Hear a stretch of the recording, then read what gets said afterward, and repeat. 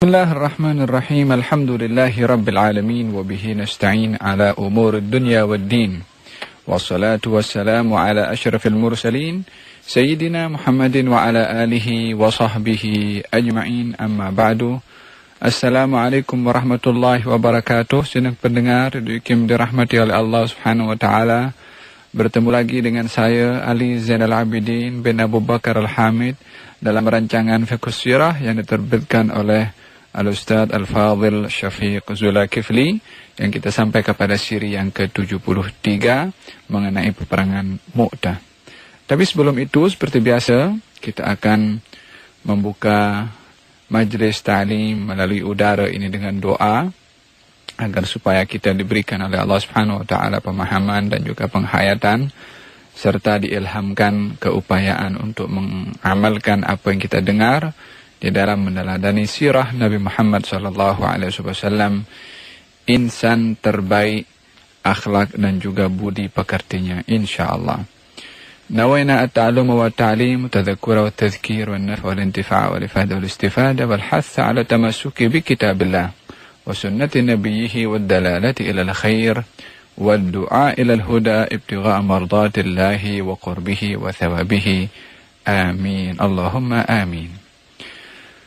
Sidang pendengar dikim dirahmati oleh Allah Subhanahu wa taala. Dalam siri yang lalu saya bahaskan berkenaan dengan sebab musabab kenapa peperangan Mu'tah yang terjadi pada bulan Jumadil Ula, tepatnya pada tahun ke-8 daripada hijrahnya Nabi Muhammad sallallahu alaihi wasallam, yaitu disebabkan oleh kerana salah seorang rasul atau utusan Rasulullah yang bernama Al-Harith ibn Umair Al-Azdi yang dihantar kepada Raja Busra, lalu kemudian utusan Rasulullah itu dibunuh, yang mana perkara ini adalah merupakan satu jenayah antara bangsa, yaitu menodai kehormatan utusan daripada negara lain ataupun daripada utusan resmi daripada pihak tertentu. Maka ini adalah merupakan satu jenayah internasional yang mana akan menyebabkan akan adanya satu hukuman yang mesti ditetapkan ataupun dijatuhkan kepada mereka yang berkhianat. Dalam hal ini adalah yang berkhianat adalah pihak Busra atau Raja Busra yang membunuh utusan Nabi Muhammad sallallahu alaihi wasallam. Maka pada ketika itu baginda Rasulullah sallallahu alaihi wasallam sebagai satu tindakan tegas atas pengkhianatan yang dilakukan oleh Busra yang merupakan salah seorang daripada raja Rom yang beragama Kristen, baginda menghantarkan tentera yang berjumlah lebih kurang 3.000 orang yang untuk menuntut hak ataupun menjatuhkan hukuman kepada Raja Busra yang pada ketika itu tidak mengakui ataupun tidak memohon maaf atas perbuatannya. Maka baginda pun mengambil satu tindakan yang tegas. Baginda Rasulullah sallallahu alaihi wasallam melantik 3 orang pemimpin. Salah seorang daripada mereka adalah anak angkat Rasulullah yang bernama Zaid ibn Harithah.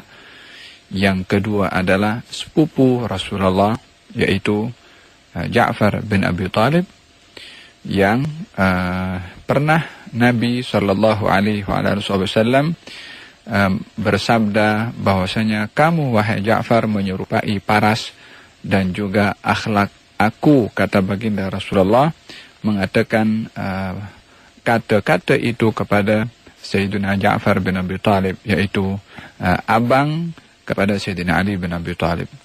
Pemimpin yang ketiga atau panglima yang ketiga yang dipilih oleh Rasulullah adalah Sayyidina Abdullah ibn Rawahah. Al-ulama mengatakan bahwasanya bila mana salah pelantikan itu sudah ditetapkan oleh Rasulullah sallallahu alaihi wasallam, walaupun pada hakikatnya seorang pemimpin itu atau panglima itu adalah hanya satu orang sebagai panglima utama, Akan tetapi pelantikan 3 orang itu adalah satu pelantikan resmi, tetapi tidak boleh menjadi panglima pada satu masa 3 orang. Akan tetapi 1 orang dan mengikut tertibnya siapa yang dilantik terlebih dahulu, maka itulah yang diutamakan atau yang didahulukan. Apa-apa berlaku, maka orang yang dilantik yang kedua oleh Rasulullah. Apa-apa berlaku kepada yang kedua, maka orang yang ketiga. Maka 3 orang ini yang dilantik oleh Rasulullah SAW adalah resmi sebagai panglima atau sebagai ketua, tapi tak boleh menjadi ketua pada satu masa 3 orang ketua. Tidak, tapi satu sahaja. Akan tetapi bila mana yang satu syahid, maka diganti kepada yang lain syahid diganti kepada yang ketiga. Dan baginda berpesan bila mana ketiga-tiganya syahid, maka lantiklah sesiapa yang menjadi pilihan oleh kaum al-muslimin. Sedang pendengar yang dirahmati oleh Allah Subhanahu wa taala, Mu'tah itu adalah nama kawasan daerah yang sekarang itu masih kekal nama itu diguna pakai. Tepatnya sekarang adalah berada di kawasan Jordan yang tidak begitu jauh daripada kota Amman, ibu kota Jordan. Seseorang bila mana menaiki taksi ataupun bus boleh sampai ke kawasan itu, dan di kawasan berlakunya peperangan itu ada satu padang yang masih terbuka dan tidak dibina apa-apa bangunan, kecuali yang agak jauh daripada padang itu. Di padang itulah atau di tanah yang terbentang itulah berlakunya peperangan Mu'tah, dan di situ ada sebuah tugu yang diletakkan di situ nama-nama para syuhada Mu'tah, dan juga sedikit tentang mereka yang hadir dalam peperangan Mu'tah dan sebab musabab berlakunya peperangan Mu'tah sebagai tanda menjaga warisan sejarah Islam, yang mana kawasan itu pernah menjadi saksi satu perjuangan, satu peperangan yang begitu hebat, yang begitu dahsyat, yang mana peperangan ini adalah disaksikan oleh Rasulullah, walaupun baginda Rasulullah tidak hadir bersama mereka dalam peperangan itu. Akan tetapi kejadian peperangan itu Nabi menyaksikan sendiri melalui satu kelebihan mukjizat yang diberikan oleh Allah Subhanahu wa taala, di mana ketika peperangan itu berlaku di Mu'tah dan baginda Rasulullah pada waktu itu berada di kota Madinah, baginda duduk dengan para sahabat, lalu baginda menceritakan perjalanan peperangan itu yang jaraknya adalah sangat jauh. Baginda mengatakan memegang bendera Zaid bin Harithah. Ketika Zaid bin Harithah syahid, diberitahukan Ja'far bin Abi Talib mengambil giliran bendera itu. Kemudian ketika Ja'far pun syahid, maka diberitahukan kalau yang mengambil bendera setelah itu Abdullah bin Rawaha. Setiap kali menceritakan perkara yang sedemikian, wa'ainahu tadhrufan, sementara 2 mata Rasulullah sallallahu alaihi wasallam berlinangan air mata menangis, disebabkan oleh kerana sahabat-sahabat yang setia yang terus bersama dengan Rasulullah memperjuangkan agama ini adalah syahid dalam peperangan itu. Dan walaupun darjat syahid itu adalah merupakan darjat yang diimpikan oleh para sahabat pada ketika itu, akan tetapi naluri dan tabiat manusia itu adalah akan sedih bila mana berpisah dengan orang-orang yang dikasihi. Demikian juga baginda Rasulullah sallallahu alaihi wasallam, tangisannya itu adalah oleh kerana berpisah dengan orang-orang yang dikasihi oleh junjungan Nabi besar Muhammad sallallahu alaihi wasallam. Jadi peperangan itu berlaku di Mu'tah, baginda berada di Madinah, tapi baginda menceritakan kepada para as-sahabah, yakni para as-sahabah sudah tahu apa yang berlaku dari peperangan itu sebelum para pejuang kaum muslimin yang hadir dalam peperangan Mu'tah itu kembali ke kota Madinah. Para sahabat pun sudah mengetahui waktu itu tidak ada kemajuan teknologi seperti sekarang yang mungkin menggunakan Skype ataupun menggunakan alat-alat teknologi yang canggih yang boleh disaksikan di mana-mana. Satu program diadakan di satu tempat tapi di negara lain boleh menyaksikan. Waktu itu tidak ada kemudahan seperti itu seperti di zaman kita sekarang, akan tetapi satu kelebihan yang diberikan oleh Allah Subhanahu wa taala sebagai pertanda bahwasanya perkara-perkara yang ada di zaman itu adalah akan ada yang mirip dengannya di masa akan datang seperti di zaman kita sekarang ini. Sedang pendengar yang dirahmati oleh Allah Subhanahu wa taala, pelantikan itu disaksikan oleh pejuang-pejuang para sahabat Nabi Muhammad SAW pada waktu itu, dan mereka pun mengetahui siapa pemimpin mereka, maka mereka berjalan dengan jumlah lebih kurang 3.000 orang sebagaimana saya katakan. Raja Busra mendengar keluarnya kaum muslimin dengan sejumlah bilangan itu, menyediakan dan menyiapkan jumlah bilangan yang jauh lebih ramai dan berlipat ganda, bahkan mencecah jumlah tentera. Kaum Kristen pada ketika itu adalah mencecah jumlah 100.000 tentera dengan persenjataan dan kelengkapan yang begitu kuat dan hebat, sementara kaum muslimin pada waktu itu hanyalah 3.000 orang. Yani bila mana dikira antara 3.000 dengan 100.000, maka lebih kurang satu orang akan berhadapan dengan 50 orang lebih kurang. Dan nampak jumlah bilangan kaum muslimin berbandingkan jumlah bilangan kaum Romawi pada waktu itu adalah jauh sangat sedikit berbandingkan jumlah bilangan kaum Kristen. Akan tetapi wa man nasru illa min indillah, sesungguhnya pertolongan dan kemenangan itu hanyalah datang daripada Allah Subhanahu wa taala. Kaum muslimin pada waktu itu yang berada di perjalanan lalu bermusyawarah antar mereka setelah mendengar jumlah bilangan kaum Kristen adalah jauh berlipat ganda kekuatan dan juga bilangan tenteranya, maka kaum muslimin pada waktu itu bermusyawarah dan ingin bermuhasabah ataupun melihat tindakan yang selanjutnya. Adakah meneruskan perjalanan ini menghadapi jumlah bilangan yang tidak seimbang itu adalah perkara yang perlu untuk diteruskan, atau kita perlu merujuk kepada Rasulullah terlebih dahulu untuk memberitahukan jumlah bilangan yang tidak seimbang. Maka kaum muslimin pada waktu itu bermusyawarat. Maka sebahagian daripada mereka yang ingin memaklumkan berita itu kepada Rasulullah untuk menunggu arahan berikutnya daripada Rasulullah, sementara Abdullah ibnu Rawahah mengatakan bahwasanya bukankah keluarnya kita ini daripada Madinah adalah untuk mendapatkan satu di antara dua.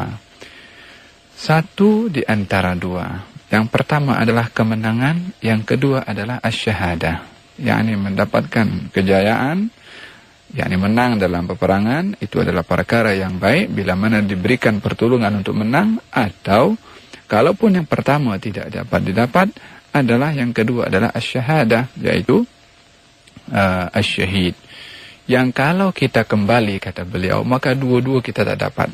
Yakni kemenangan tak dapat dicapai, syahadah pun tak dapat dicapai. Sementara tujuan kita keluar ini adalah satu antara dua itu. Maka ini adalah merupakan satu suntikan semangat kepada kaum muslimin untuk menyadari dan memahami serta meyakini akan tujuan daripada mereka keluar daripada kota Madinah semata-mata adalah untuk mendapatkan salah satu daripada dua perkara yang kedua-duanya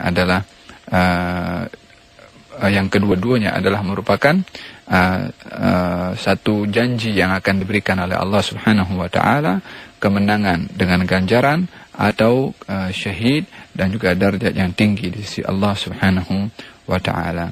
Maka pada ketika itu panglima pertama yang memegang bendera adalah Sayyidina Zaid ibn Harithah. ketika peperangan bermula kali yang pertama, maka pada waktu itu peperangan cukup hebat yang dilakukan oleh kaum muslimin. Oleh kerana berhadapan dengan satu kekuatan yang begitu besar, maka Sayyidina Zaid ibnu Harithah syahid pada peperangan itu. Lalu diambillah bendera itu oleh Sayyidina Ja'far bin Abi Talib, yang dikenali dengan Ja'far At-Tayyar, Ja'far yang terbang atau yang diberikan sayap oleh Allah sehingga boleh terbang ke mana-mana di syurga. Disebabkan oleh kerana Ja'far ketika mengambil bendera itu, lalu kudanya itu disembelih oleh Sayyidina Ja'far sebagai simbol bahwasanya tidak ada lagi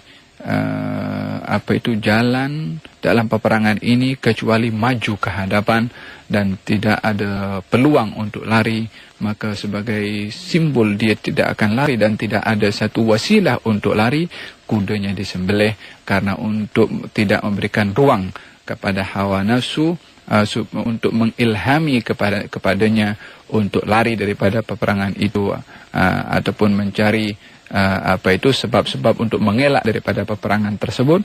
Maka kudanya disembelih oleh Sayyidina Ja'far bin Abi Talib dan mengungkapkan syair-syair yang membangkitkan semangat untuk beliau meneruskan peperangan dan memegang bendera. Sedang pendengar yang dirahmati oleh Allah Subhanahu wa taala, Sayyidina Ja'far bin Abi Talib yang memang dikenal sebagai seorang yang pandai di dalam memimpin tentera dan juga menjadi pandai di dalam menggunakan pedang. Maka pada ketika itu salah satu daripada tangannya memegang bendera dan satu lagi adalah memegang pedang. Sambil memegang bendera, tangannya pun juga mengayunkan pedang dan memenggal kepada musuh-musuh Islam daripada kalangan Kristen, sehingga beberapa tentera Kristen pada waktu itu melihat kegigihan Sayyidina Ja'far di dalam berperang, dan sebagai ketua panglima perang pada ketika itu, maka mereka menumpukan untuk melumpuhkan panglima perang kaum muslimin. Maka ramai daripada mereka yang menghampiri Sayyidina Ja'far daripada pelbagai arah dan pelbagai penjuru untuk merobohkan ataupun melumpuhkan Sayyidina Ja'far sebagai panglima perang. Maka di dalam keadaan mengelak beberapa pukulan pedang daripada kaum Kristen, Sayyidina Ja'far tangan kanannya yang memegang pedang pada waktu itu adalah dipotong sehingga tangannya itu pun terlepas daripada tubuh badannya, terpisah daripada tubuh badannya. Maka pada ketika itu bendera itu pun masih dipegang dengan tangan kirinya, sehingga berusaha mengelak pukulan musuh dengan menggunakan bendera itu, sehingga pada akhirnya tangan kirinya pun juga ditetak dengan pedang, sehingga pun terlepas juga atau terpisah daripada anggota tubuh badannya. Maka bendera itu adalah dihimpit dengan sisa daripada potongan kedua tangan Sayyidina Ja'far At-Tayyar. Lalu kemudian salah seorang Kristen yang mempunyai kekuatan yang cukup hebat menggunakan pedangnya dan menetak tepat kepada kepala Sayyidina Ja'far At-Tayyar, dan kepala beliau terbelah menjadi dua, radhiyallahu anhu wa arda.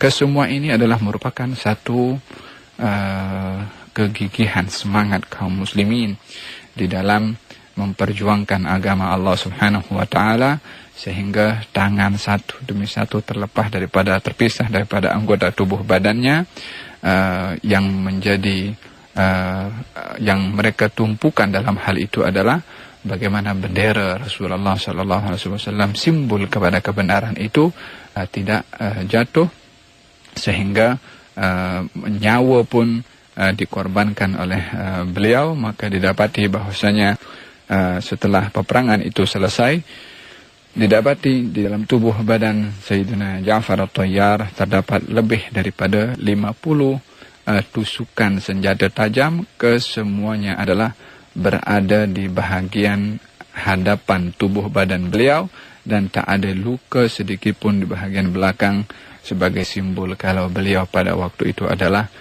maju ke hadapan dan tidak lari. Demikian terjemahan daripada luka-luka yang ada pada tubuh badan beliau, yang mana itu adalah merupakan sebuah saksi akan pengorbanan yang luar biasa daripada Sayyidina Ja'far bin Abi Talib radhiyallahu anhu wa arda. Di saat Sayyidina Ja'far bin Abi Talib gugur syahid dalam peperangan itu, baginda Rasulullah yang menceritakan akan gugurnya Sayyidina Ja'far At-Tayyar, baginda Rasulullah SAW sambil menangis pada waktu itu. Tak lama ketika itu baginda Rasulullah SAW ketika berdiri di kota Madinah, dan waktu itu adalah tidak jauh daripada baginda Rasulullah ada Siti Asma, istri kepada Sayyidina Ja'far bin Abi Talib, Asma binti Umais. Baginda Rasulullah SAW mengatakan, wa'alaikassalam ya Ja'far. Kemudian baginda mengatakan, wahai Asma, ini Ja'far sedang terbang bersama dengan malaikah dan dia menyampaikan salam kepada engkau, jawablah salamnya. Sebagaimana perkara ini dinyatakan oleh Imam Hakim, menceritakan bagaimana Sayyidina Ja'far bin Abi Talib yang kedua tangannya itu diputuskan oleh atau dipotong oleh tentara kaum Kristen, digantikan kedua tangan beliau itu dengan dua sayap oleh Allah Subhanahu wa taala yang boleh terbang di syurga di mana saja dia mahu. Lalu Sayyidina Ja'far bin Abi Talib yang pada waktu itu sebelum menuju pergi ke syurga, singgah ke Madinah untuk mengucapkan salam kepada junjungan Nabi besar Muhammad sallallahu alaihi wa ala alihi wa sahbihi wasallam.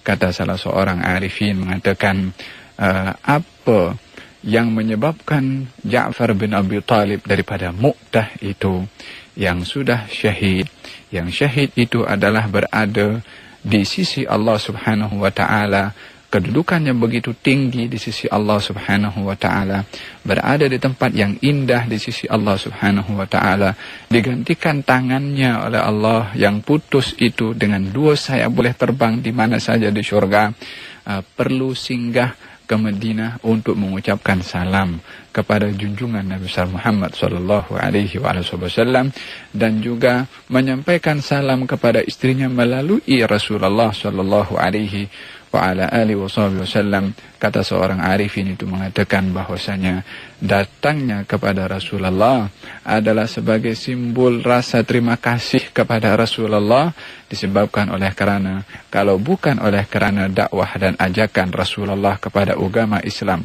yang dengan agama itu Sayyidina Ja'far bin Abi Talib mendapatkan syahadah dan anugerah yang Allah berikan kepadanya, kalau bukan oleh karena ajaran yang dibawa oleh Rasulullah dan imannya Sayyidina Ja'far, maka dia tidak akan mendapatkan perkara yang sedemikian. Sebabnya adalah Rasulullah yang membawa ajaran itu. Datangnya Ja'far kepada Rasulullah, ungkapan akan terima kasih dan takdir, penghormatan akan ajaran yang dibawa oleh Nabi Muhammad sallallahu alaihi wa alihi wasallam. Demikian takwilan yang dikatakan oleh salah seorang ulama yang menafsirkan tentang sebab kenapa Sayyidina Ja'far datang dan mengucapkan salam kepada junjungan Nabi besar Muhammad sallallahu alaihi wa ala alihi wa sahbihi wasallam. Baginda Rasulullah yang sedih pada ketika itu mengatakan kepada para sahabat, buatlah makanan untuk keluarga Ja'far, disebabkan oleh kerana satu musibah menimpa kepada mereka, yakni oleh kerana kepergian Sayyidina Ja'far bin Abi Talib adalah menyebabkan ahli keluarga Sayyidina Ja'far berada dalam kesusahan. Maka dalam hal yang demikian, rasa at-tadhamun, rasa solidariti antara sahabat satu dengan yang lain, keluarga satu dengan yang lain, yang mengambil prihatin dan mengambil berat keadaan orang-orang yang sedang menghadapi musibah ataupun masalah, maka mereka kaum muslimin disuruh oleh Nabi mempunyai sifat solidarity, meringankan beban orang yang sedang berada dalam keadaan musibah, karena mereka yang sudah berada dalam keadaan musibah menghadapi satu permasalahan dan tidak lagi berpeluang untuk memasak makanan untuk dirinya, maka dibawakan makanan oleh sahabat-sahabat yang lain kepada keluarga Sayyidina Ja'far bin Abi Thalib demi meringankan beban mereka sehingga tidak disibukkan lagi untuk keperluan-keperluan makanan dan lain sebagainya. Demikian pesanan Rasulullah sallallahu alaihi wasallam kepada para sahabat setelah wafatnya atau syahidnya Sayyidina Ja'far bin Abi Thalib radhiyallahu anhu. Maka dengan demikian beliau digelari dengan At-Tayyar, yakni yang boleh terbang, disebabkan oleh kerana kedua tangannya digantikan sayap oleh Allah Subhanahu wa taala.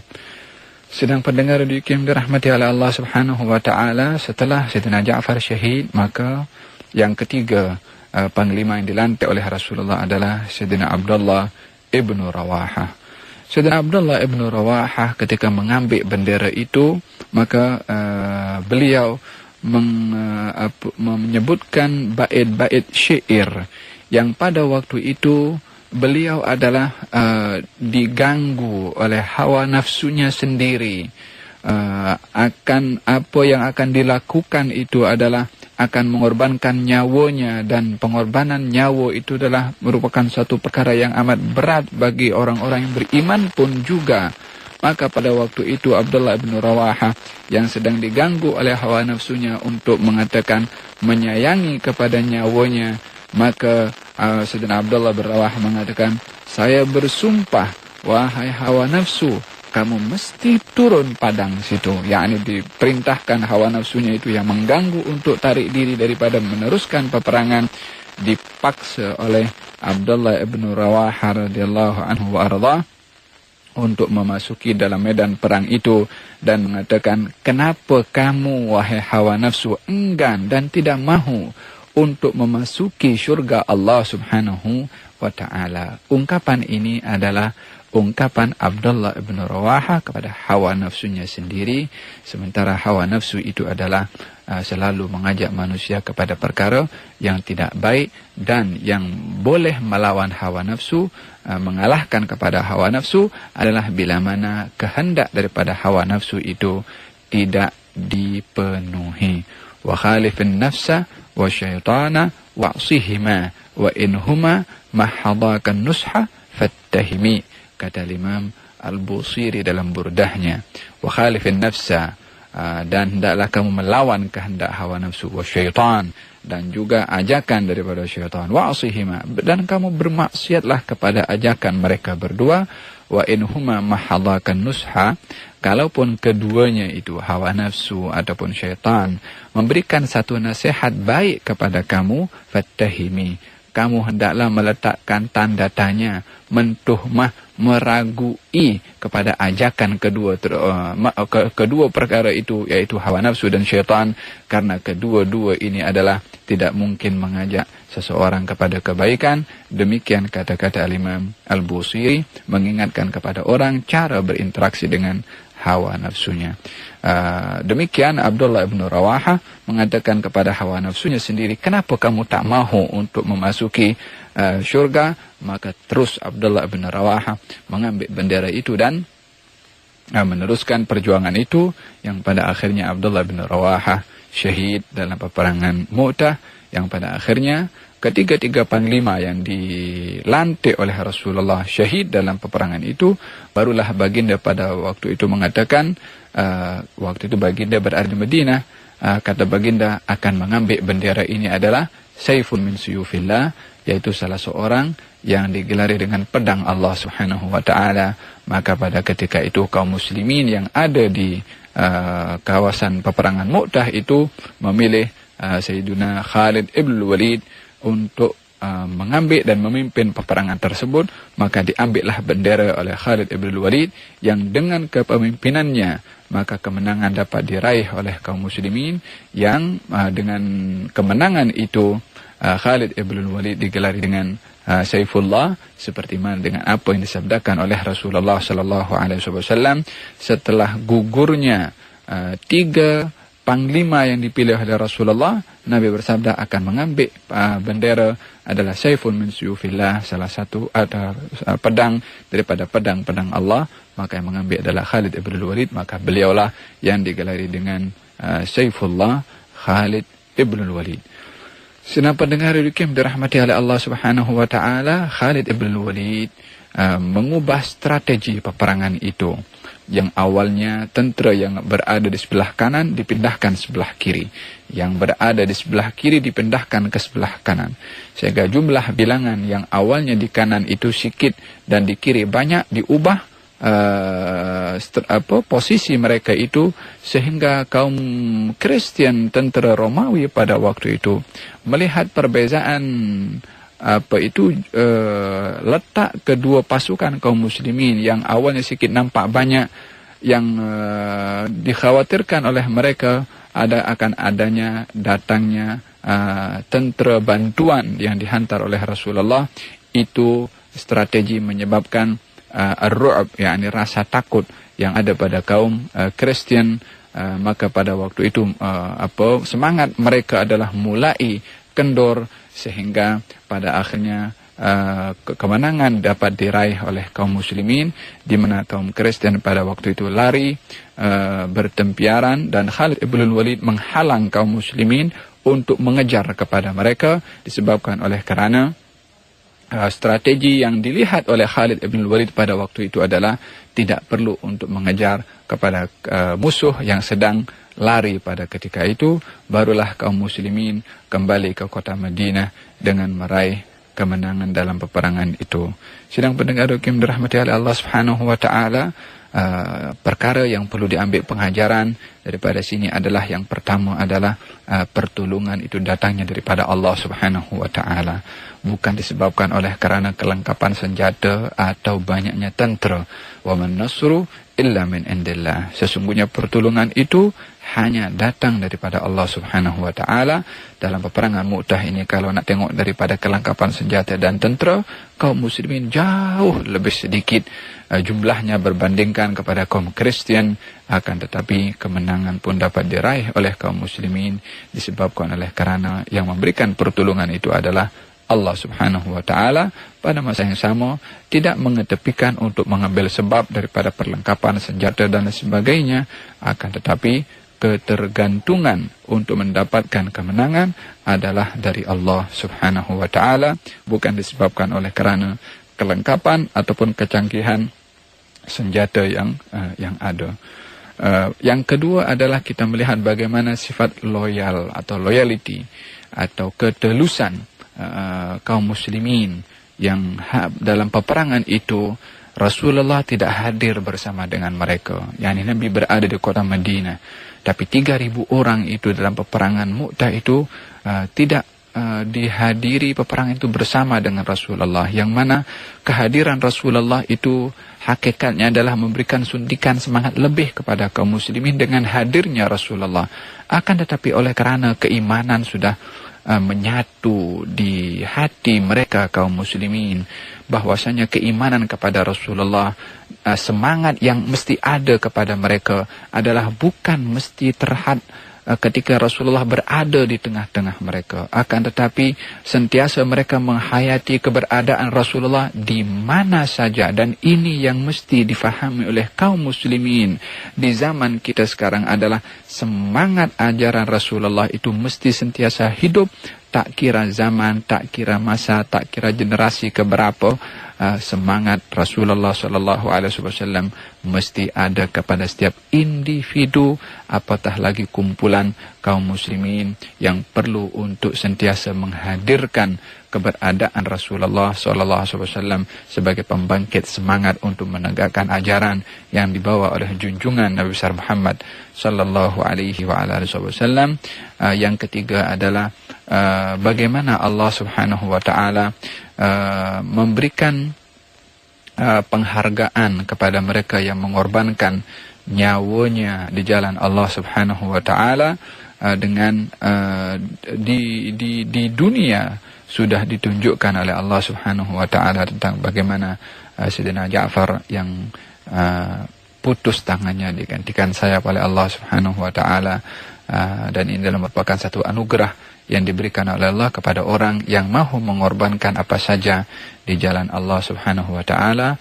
Moga-moga Allah Subhanahu wa taala berikan kepada kita sifat ketelusan di dalam memperjuangkan agama Allah yang diperjuangkan oleh Rasulullah sallallahu alaihi wasallam, dan sentiasa mudah-mudahan Allah Subhanahu wa taala memberikan penghayatan akan sentiasa Rasulullah berada bersama dengan kita di dalam hati kita sebagai pembangkit semangat di dalam hati dan jiwa kita untuk menyebarkan agama dan menerapkan konsep akhlak yang dibawa oleh Nabi Muhammad sallallahu alaihi wasallam. Sidang pendengar yang dirahmati oleh Allah Subhanahu wa taala, kita sampai kepada penghujung acara. Mudah-mudahan Allah Subhanahu wa taala berikan manfaat kepada kita dan menambahkan ilmu kepada kita. Amin Allahumma amin. Wassalamualaikum warahmatullahi wabarakatuh.